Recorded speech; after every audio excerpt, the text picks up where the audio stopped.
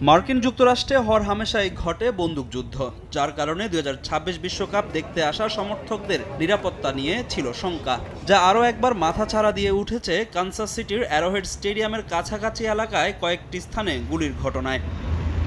Kansas সিটির পুলিশের তথ্য মতে গেল মঙ্গলবার সন্ধ্যা ৬টা থেকে ৬:৩০টার মধ্যে শহরের বিভিন্ন স্থানে গুলির ঘটনা ঘটে। ঠিক ওই দিনই অ্যারোহেড স্টেডিয়ামে আলজেরিয়ার বিপক্ষে মাঠে নেমেছিল বিশ্ব চ্যাম্পিয়ন আর্জেন্টিনা।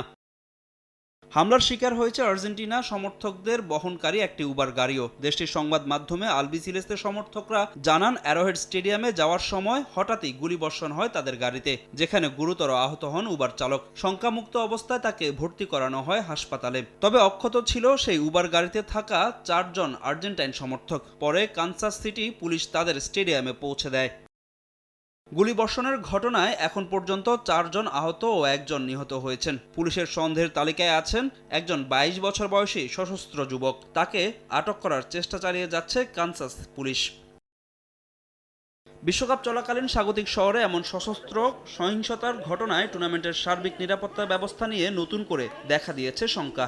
যদিও কর্তৃপক্ষ জানিয়েছে, গুলির ঘটনাগুলোর সঙ্গে বিশ্বকাপ ম্যাচ বা আর্জেন্টিনা ও আলজেরিয়া ম্যাচের সরাসরি কোনো সম্পর্ক পাওয়া যায়নি। ফাহিম ইসলাম, সময় সংবাদ।